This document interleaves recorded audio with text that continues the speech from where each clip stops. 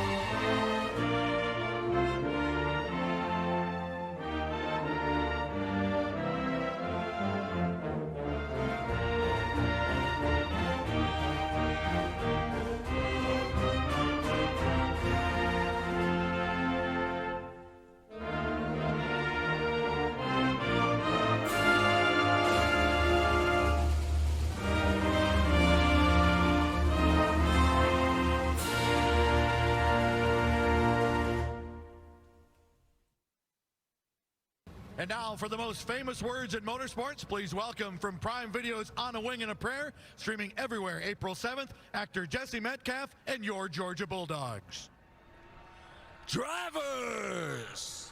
Start your engines!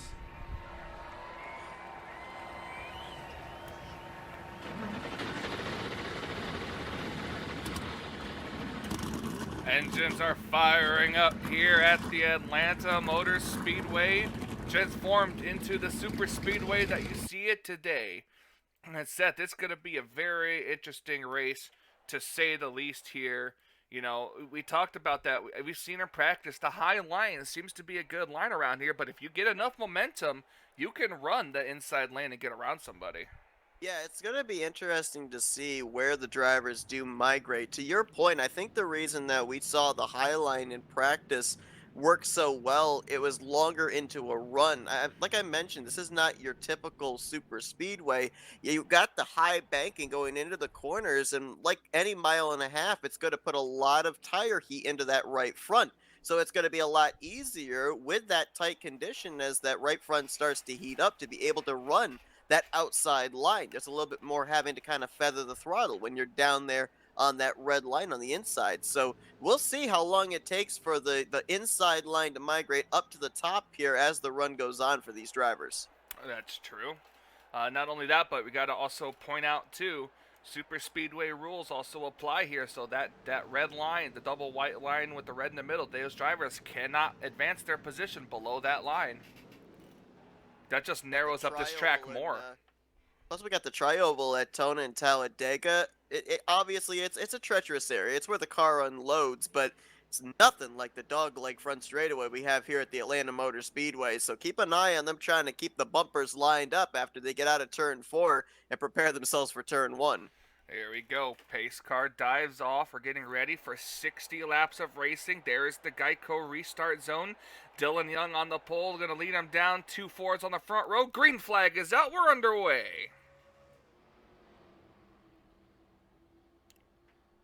One driver I'm going to be very interested to keep an eye on here is Dylan Poteet, who started back in the last row.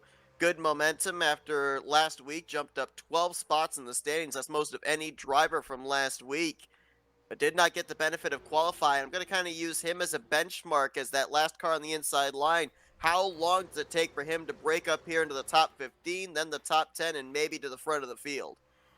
No idea, but look at Marcus Schuenberg. He ducked it down 3 wide. All these drivers trying to go, and he's going to battle for the lead, but it's going to be Dylan Young leading for the first lap, and oh, they're getting really close. They really are. Ali Rain almost brushed the wall off of turn 4, kind of squeezing William Brock in that middle line. Schoenberg on the bottom with Matthew Rodriguez. Look at Madeline Crenshaw there. Oh, the 12's on the wall. Line up to the top, and yeah, I think the 12 of RJ Bishop was riding the wall there off of turn 2. Scuffed it maybe a little bit, lost momentum, but keeps going. Gonna hurt. That's gonna definitely hurt his momentum coming off the quarter, though. It's gonna. Dylan Young almost got the wall there. These drivers going around here at about 176 miles per hour. When they run that outside lane, there's no marginal room for error. And Seth, you want to talk about trends? This right here, the 47, William Brock. He was the winner the very last time we went out here to the Atlanta Motor Speedway. That's true. And William Brock, of course, was a 3-time winner last season as well. Looking for that first checkered flag here this season, and he might be able to get it. Running well in points, 6th in the standings, 3 top 10s, I should say, in the first 7 starts. So he's been consistent, but you know, a lot of drivers, they like to rely on consistency. A lot of drivers like to rely on wins to be able to get themselves into the postseason. Look at it back here. Look at them just right against the wall out there, and they're just trying to get every momentum or as much momentum as they possibly can.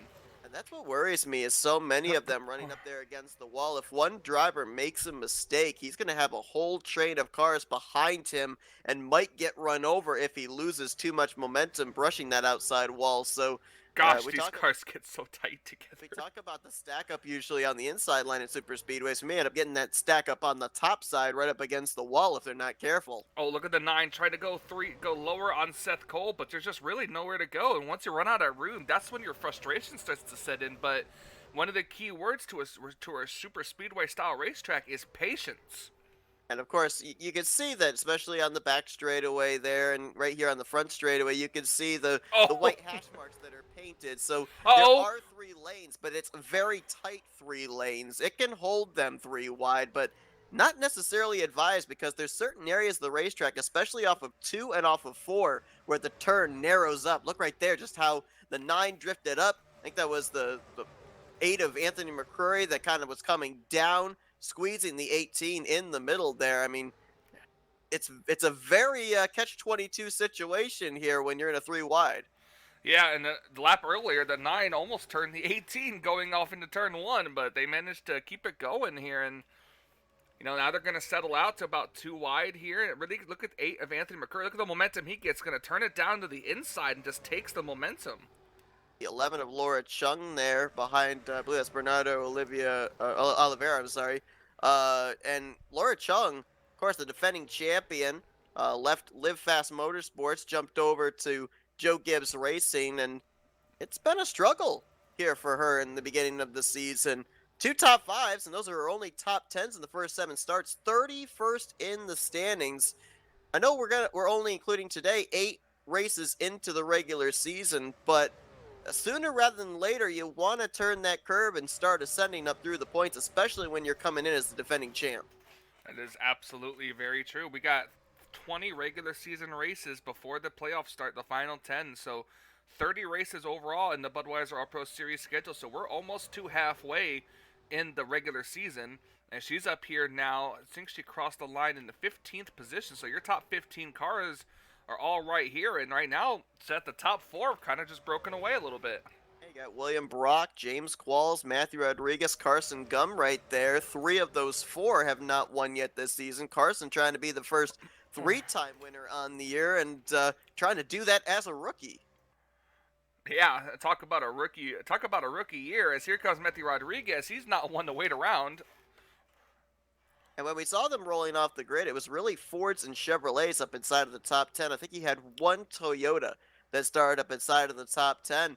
And right now you can see really only 1 lone Toyota up here, even inside of the top 10 right now, that being Carson Gum. It's Fords and Chevys as far as the eye can see. As a matter of fact, mostly comprised of Chevrolets. I think there's only 3 or 4 Fords up here inside of the top 10. No, actually there's 5. You got Rodriguez, you got Qualls, Ali Rain, Nick Gunther, and Dylan Young. So pretty split there between the bow ties and the blue ovals. But that lone Toyota right now of Carson Gum battling for 3rd with James Qualls. Look at Seth Cole right through the middle there underneath Dylan Young and to try to take the momentum down to the inside. Now he's going to cut up in front of Dylan Young there. Trying to get as much momentum as they possibly can. This is really, like we talked about, a momentum-style racetrack. And he's got his teammate right behind him, Kyle Matthews. Boy, look at the run Kyle Matthews got. And remember, like I said, that this isn't your typical type of super speedway. If this were Daytona, if this were Talladega, we'd probably see them stacked up double wide, several rows deep, 3 wide, several rows deep. The field has kind of split up into about 3 or 4 groups right now. There's a bit of a gap from Kyle Matthews back to Nick Gunther. There's another gap from Charles Sanford back to, I think that was, who is that? It's Cody Lamas there leading that group. And then there's another separation from the group that Cody Lamas is leading back to another group of about 6 or 7. So it's interesting how this field has kind of spread out. I would say so too, and let's not forget, pit stops are going to be a thing here. Yes. And because that this is also to point out too, because I didn't point this out earlier, because this is a super speedway style race, there is no damage.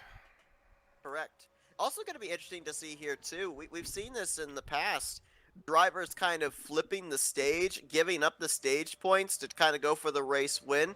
We're getting close. We're about, 7 laps away from when the first stage would be complete.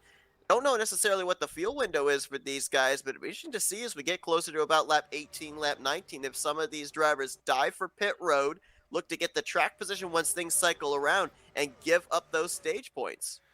That's going to be true too, and also because this is a super speedway style race, there are cautions between stages. Right. William Brock has led just about almost every lap so far here, and he seems to be really comfortable out front. I'm not sure if Matthew Rodriguez just doesn't have the momentum to get around, because it just looks like he's stuck right where he's at. I think he's in ride mode, if I'm being perfectly honest. One thing that Atlanta does as a super speedway in comparison to Daytona and Talladega is you want to lead to get the bonus point for most laps led, but if you're trying to save fuel and make it the longest you can on a run, you don't want to be out in that clean air. So I think Matthew Rodriguez is more than happy to just ride behind that 47 right now, not use up the fuel, not overcook that right front trying to make a move. I think he is just in cruise mode right now, very happy to let that 47 be out in front. Oh, Carson Gum scraping the wall a little bit back there. You could hear it. That's one thing you got to remember, too. These cars are a little on the tight side, so You get a little too high up in the marbles, your car just kind of scrapes the safer barrier. That's just kind of how narrow this track is. Lost a spot there to Dylan Young and to Kyle Matthews. How about Kyle up here? That 5 car, I think, is going to cross in 5th. Yep, moves up to 5th after getting around Carson Gum. Good run there for Kyle Matthews, trying to pick up a checkered flag here this season. These cars, like you said, starting to migrate to the top. Those tires. Their Phoenix winner, I think I saw right there, Matt McIntyre, trying to make something happen. Phoenix, it was bottom, Homestead. But, he's getting freight train. Qualls goes around the top. Seth Cole going to go around. Oh, the here top. we go. Here we go. Right around the start of, right around the end of this this stage. By the way, it was Homestead, not Phoenix. Was it Homestead? Oh, you're right. It was Homestead. There you go. Come on. You've been up in you've been up in the booth for like almost all of my races. So first group of cars coming down pit road now. We'll see what that turns around. Yeah, so it looks like they can go between 18 to 20 laps on gas.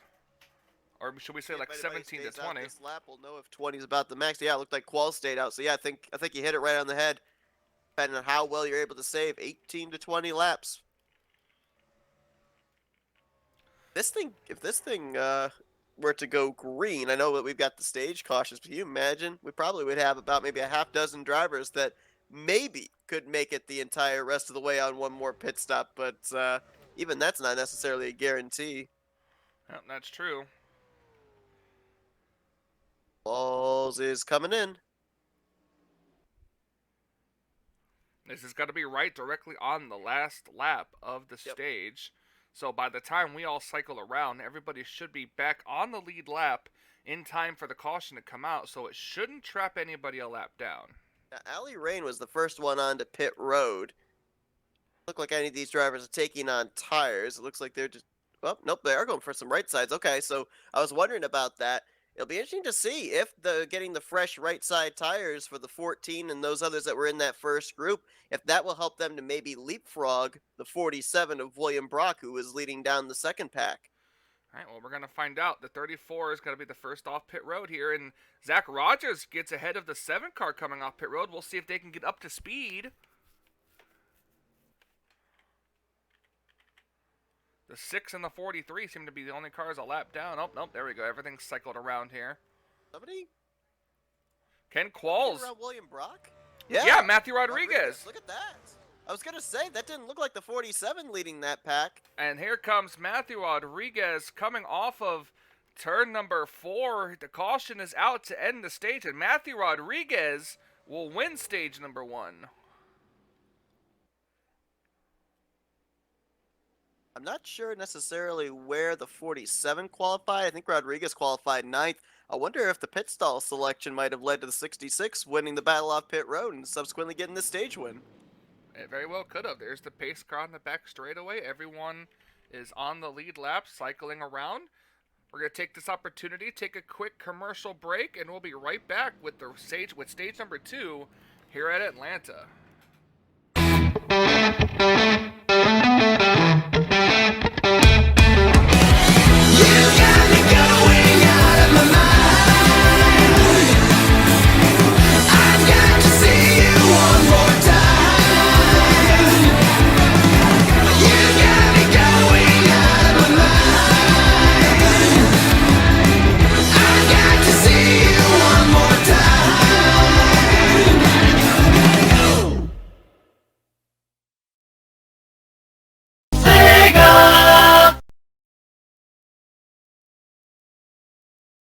Here we go. And we're back, ladies and gentlemen. Going green here. We had some cars come down pit road, and maybe others topped off. We got a whole completely different top 10 here. We'll start out with the 15 of Charles Belding with the lead right now. Charles Sanford in second. Here comes the 14 for third and Seth. So looks like pit stops are definitely going to change things here, as we may or may not, these cars may or may not have enough to reach the end of stage number 2. And I think a couple of those drivers you see up here closer to the front, like Belding and Sanford, Ali Rain, I think that they didn't nearly take on as much fuel as the other drivers did, like Matthew Rodriguez. So that's why they subsequently started outside of the podium. we'll see how this plays out for those particular cars because Oh, we Kyle. were kind of talking about. We know they're going to have to make at least one more. Pit Oh, the stop. 99's in the wall. Yikes! And the 66 had to take evasive maneuvers there, but look at these cars now. Almost 4 wide there. That's Scary. match 38. Almost was stuck in a 3 wide situation with McCrory and Matthew Rodriguez and Madeline Crenshaw. Nice to see the 7 up here. Crenshaw, dead last in points, had a good qualifying effort. I think she rolled off the grid 7th, if I recall correctly. And she's been up here kind of a mainstay inside of the top 10. So she's been doing good, working her way in and out. Schuenberg right now, the race leader up at the front, going to be able to control the drafting line. But here comes the 38 of Dylan Matthews and Semet Oskin in the 18.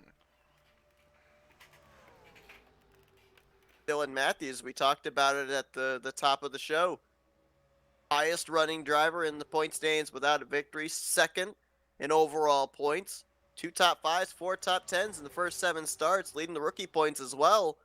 Trying to get that elusive checkered flag was a key player in the battle for the victory. Oh! Laura Chung! Whoa. No caution. We're still green. She's down on the apron. It seems to be an actual engine issue on the number 11. On the apron, she should be able to teleport there. She goes back to pit road before the cars were coming back to her. So I'm not necessarily certain. Even if she was sitting there and the cars came around, she was far enough up the racing surface. I don't think that the caution would have come out. But man, I kind of call it the sophomore slump after you win a championship. That's kind of what Laura Chung has fallen into here. Gracious. Anyway, her teammate trying to get up here, battle for the lead, and Madeline Crenshaw up here as well.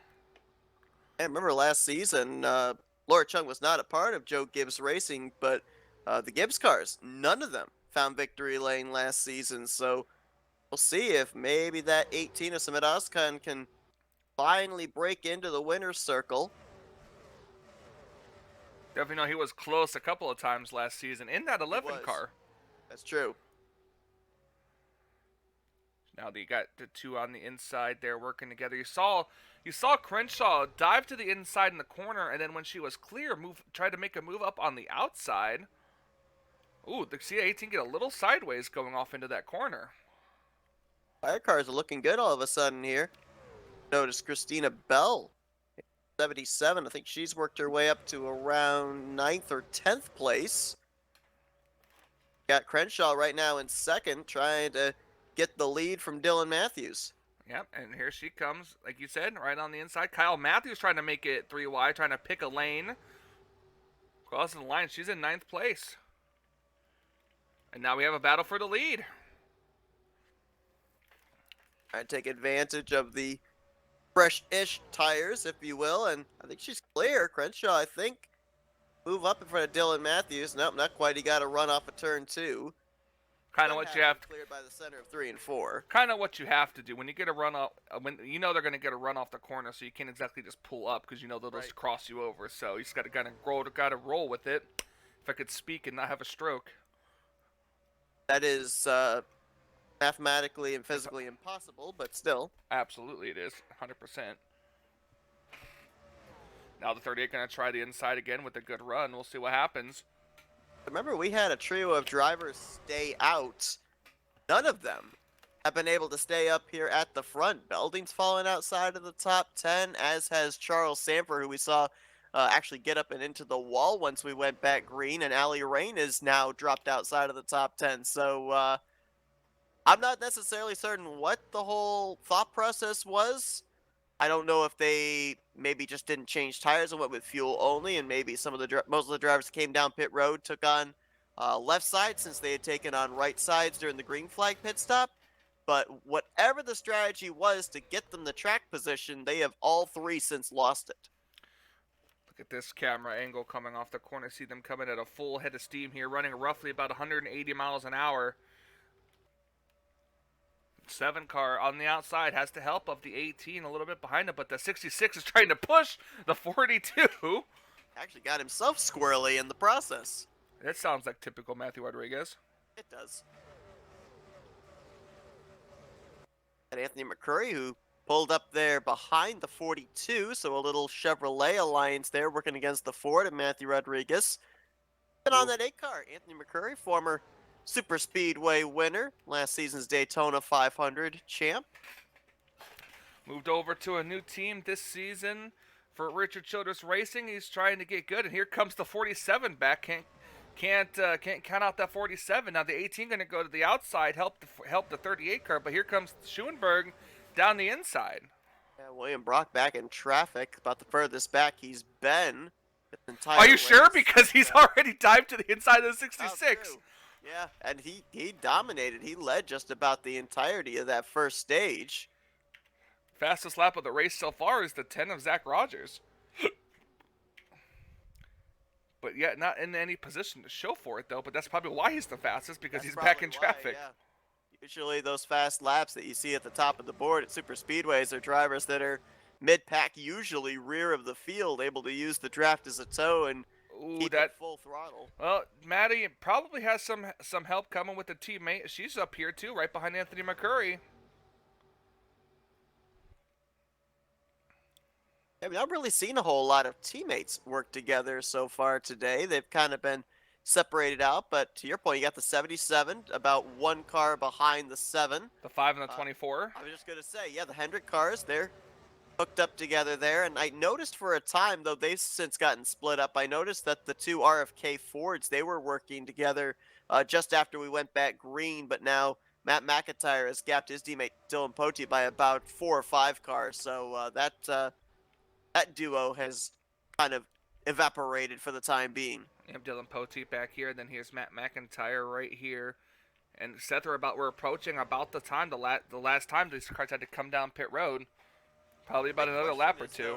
That caution that we had between stages 1 and 2 and everybody coming to pit road, was that enough that they were able to put in the tank where they're going to be able to make it, all of them going to be able to make it to the conclusion of lap 40 without having to come to pit road and then just pit under the final upcoming yellow flag for the second stage? It'll be interesting to see. Matthew Rodriguez on the inside attempting to go for the lead. Trying to go for the second stage win of the day, too. Remember, he had that strategy call that got him the win in stage 1. Can't quite do it. We'll see if he pulls up in front of the 18, giving him plenty of room. Here comes the 7. She's going to dive to the inside here as we've got now 2 laps to go, and I see the 15 car coming to pit road in the back. Obviously, they didn't get that thing completely full of fuel. That's why Belding was up at the front. And the 99. There's the 99, so there's 2 of them right there. We'll see if the rest of these cars can make it. Have to take the 14. I think the 99. I think the 99 and the 15 stayed out completely. I don't think they came in to top off. Oh, okay. So that would have put them, about 2-3 laps short of making it. And here we go. Look at this. Now the question is, are these drivers coming to pit road at the furthest they could possibly go, or are they flipping the stage? Will we maybe not even see them come to pit lane once the caution comes out and we're under pacing? That's going to be an interesting thing here to see too. Is we'll see who stays out to take the green checkered flag. Yeah. We will not throw the caution until they have cycled around for their pit stops, because we are not trapping anybody a lap down. So let's see. Looks like the 38 is going to stay out. That's surprising, because Dylan Matthews has led most of this run. He wins the stage. We're going to have to wait and see how the rest of these cycle around here. Well, I think that was it. I think I just saw him cycle around. So we're going to go ahead. We're going to take the commercial break, and we'll be right back with the rest of the action here at Atlanta.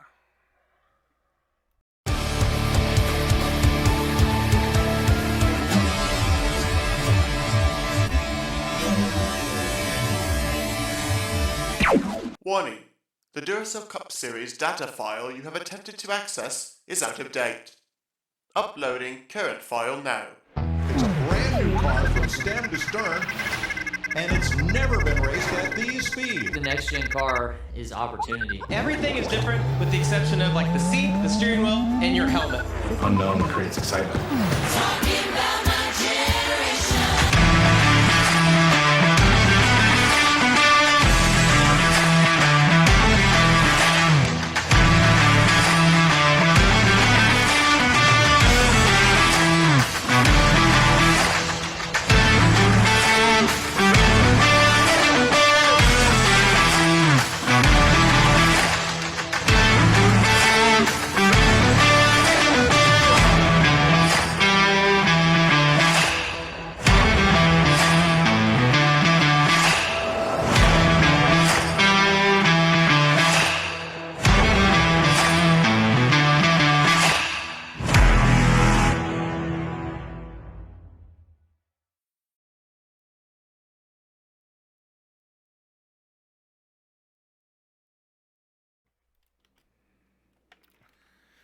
And we are back here at the Atlanta Motor Speedway. The caution is out to save for the stage. And here, cars cycle back around. We have Dylan Matthews currently as the race leader. As you see, some cars that come onto pit road to top offset. That could be the dividend if these, for some reason, cars can't make these last 15 or so laps. Yeah, it is going to be interesting, right? There were only about, maybe 7 or 8 drivers that were able to reach the conclusion of stage 2, and that was with not coming to pit road under that run. So, yeah, I think you're right. I think it's going to be super, super close, even for some of those drivers that came down and topped off the fuel tank. But you know what? They're looking for that checkered flag. They lose out in the track position, but it may all work out once we end up getting to the closing stages of this one. As Dylan Matthews, it's kind of really been a showcase of 2 drivers, at least up at the front today. William Brock in the early stages, and now Dylan Matthews in the 38. We'll see if somebody steps up to the front here in stage 3. Green flag back out. 16 laps of racing to go. The A-car didn't get either missed a shift or didn't get a good restart because he's dropping like flies. As here comes the 10 of Zach Rogers to the outside. Seth Cole up here and Jessica Shelton. Had to spun the tires, did that 8, because you're right, it was much slower going into that corner, and I thought initially maybe it's just because it was the longer way around the track there through 1 and 2, but no, something looked somewhat untoward there on the 3 Chevy Camaro, and he looks like he's even kind of stacking up that 3rd lane with Trent Dunham on back. Yeah, when you lose your momentum, it's definitely hard to get it back. Seth Cole will take the lead with a little help from Jessica Shelton, but here comes Christina Bell. Oh, she had to back off a little bit, and that's going to lose her momentum. Already had 2 multi-time winners on the season with Cole Deaver and Carson Gum. Seth Cole trying to add his name to that list here. And, well, we saw that the 10 of Zach Rogers had the fastest lap in the race, but not really much to show for it. Now he's up here going to maybe take it 3 wide for the lead going into 1. It looks like he's going to definitely try. On the inside, he got a little sideways. That might cost him the momentum as the 38 car. As you see, Matt McIntyre coming off the track, or coming off of pit road there, so he had to make an unscheduled pit stop. That's not good. I think he's got that victory from Homestead in the bank right now, and had a decent run last week to jump up to 16th in points. But oh, look at the momentum that Jessica Shelton had. And I think that is the first lap led under green for a Toyota today. Smet Oskan did actually lead a lap, but it was coming back to the stage caution, so that wouldn't necessarily count as a green flag lap count if you're keeping score at home. Ooh, Seth Cole going to go with his friend on the inside rather than the rookie. Seth Cole has no friends. 12 laps to go here at Atlanta. Some of these new players we got up here. We saw Zach Rogers up here. Jessica Shelton up here for the first time today. Trent Dunham looming back there in the 1. And how about Benjamin Miles in the 45 out of 2311 Racing? Yeah, that's very true. Stuart Haas is moving up here. I just saw Jonathan Zorlin and Zachary Fitzwater working together. Jessica Shelton on the inside of Dylan Matthews here, very close there, 11 laps to go. Ooh, you actually heard some of these drivers have to bail out of the throttle there. I'm wondering if maybe that was by design. Shelton taking the shorter way around the track. I'm wondering if they're bailing out of the throttle trying to save a little bit here. Yeah, but it lost all of their momentum. Hey, they lose it right now, but you'll certainly gain it back if those drivers ahead of you have to dive for pit road before that white flag's in the air. See if anybody can catch the 38 car. That 21, and Nick Gunther's pushing Anthony McCurry, but now he's going to try to go to the inside. Gunther picked up some stage points here today. See if the momentum on the outside can carry McCurry up there. Jessica Shelton was able to get that run and a little bit of slipstream off the 8. Swung around Nick Gunther to take the 3rd spot. Looks like Nick's going to slide in front of Seth Cole into 4th. But Shelton's got a car that's able to really get a nice run off of 4. It's the 2nd or 3rd time we've seen her try to make a pass off the final corner. Able to really get that nose turned down, use the banking to her advantage. Try and get that extra little bit of speed down the I guess we'll call it the dog. No, that's not even a dog leg. The D-shaped front straightaway, I guess we'll call it. I don't know what you even call that. Is it like a broken front stretch? What would you even call that? It's a D-shaped oval. Quad oval? Quad oval? Yeah, front quad stretch? oval. It's a quad oval. Yep. McCurry to the back bumper, the 38 car.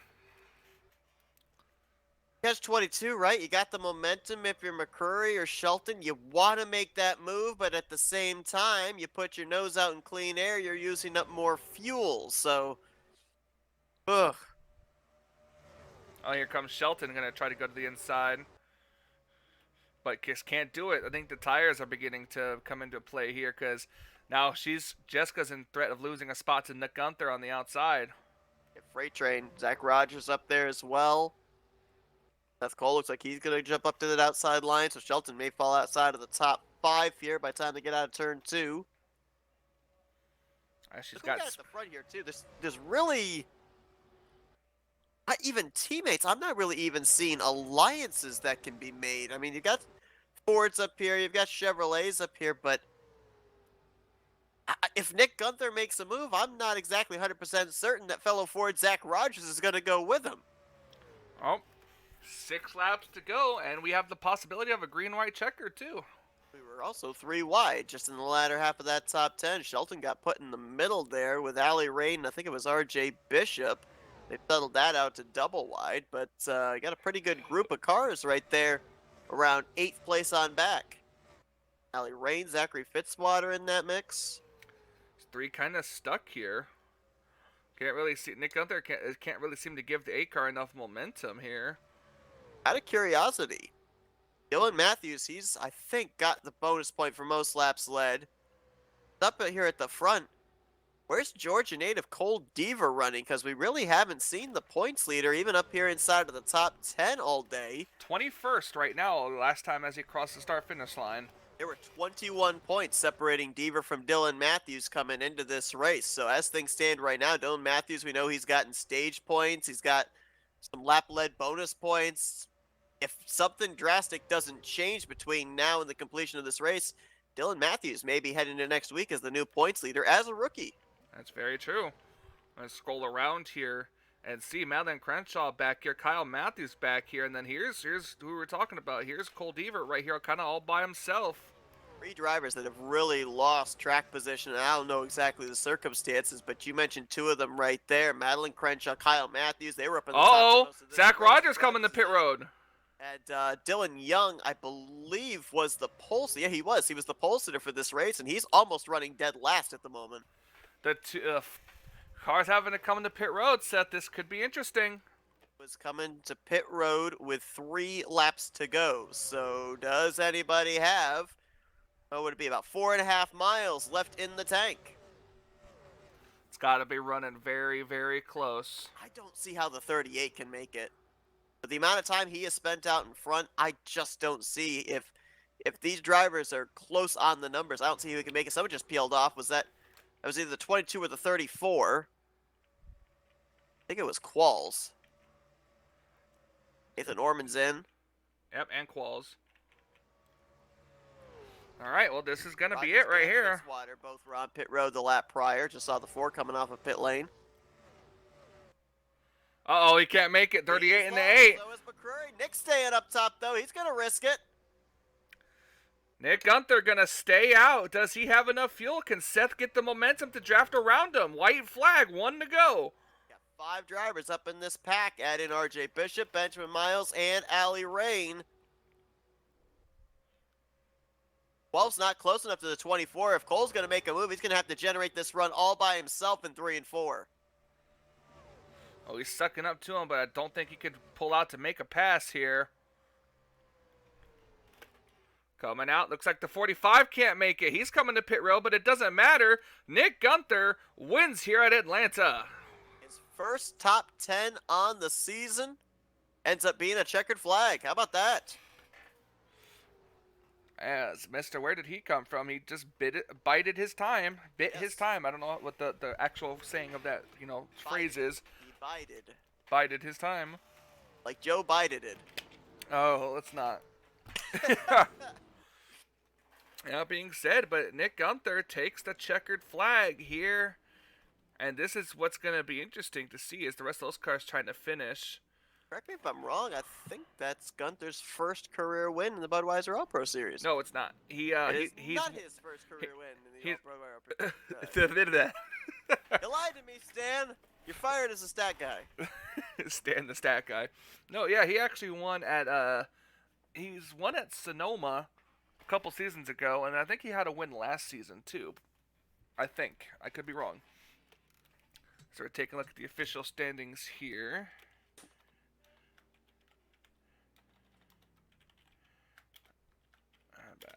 S14. Well, that's a 1. See that? I just kicked Stan. Nick Gunther with the win. Seth Cole second. RJ Bishop third. Allie Rain fourth. Christina Bell and Trent Dunham top 10s here. That's interesting there. Charlie Buxton, Matthew Rodriguez, Jonathan Zorline, and Charles Sanford rounds out the top 10. Carson Gum, Charles Belding rounds out with the top 12, so staying out kind of helped him a little bit, plus probably all these cars coming to pit road. Yeah, Dylan. That was an interesting call back at the end of stage 1, but yeah, it did kind of work out for Sanford and Belding both. Dylan and Allie Rain. Yeah, Dylan Poteet went from being on the last row to finishing top 15 and 13th. Levi McIntyre, Cole Deaver, Cole Baker, Kyle Matthews, Samuel Oskin, Daniel Voiles, and Cody Lamas round out the top 20. We're talking about Cole Deaver, about him probably not having the points lead. I think, because of the circumstances, I think he's still going to have the points lead. I don't know. I mean, Dylan Matthews did get stage points.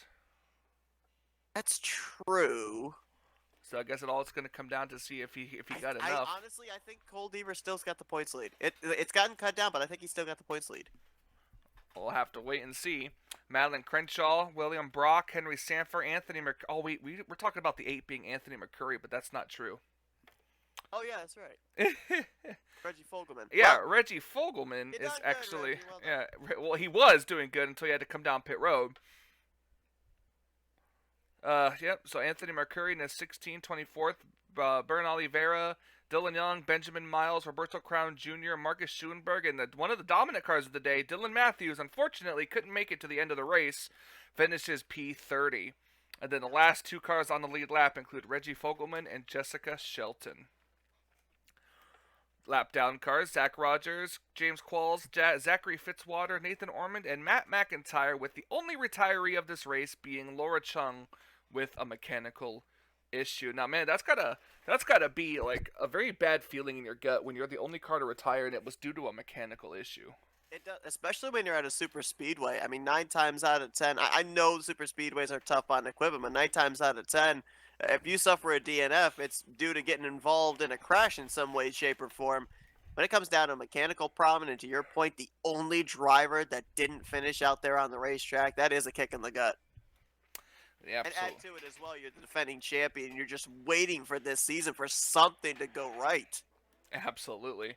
Well, things did go right for sure for Nick Gunther today as he's celebrating in victory lane down there. Seth, thank you for joining me. And I know it's real life speaking. This isn't our only commentary for the night, so we'll be back up in the booth at another track in another series on another YouTube channel.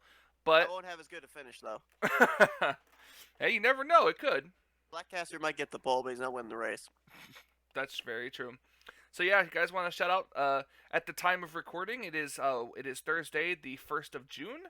So if you check out Flat Out Racing Network as we broadcast RTG Talladega Challenge. Tonight. No, I'm not saying tonight. I'm just saying Thursday nights in general. By the time this comes out, just Thursday nights in general. FRN, myself, Seth, we broadcast RTG Tally Challenge, and that's always a very fun race to watch with full 40-car fields and such. So if you haven't tuned into a race like that, then go ahead and do it, because trust me, you won't be disappointed. Isn't that right, Seth?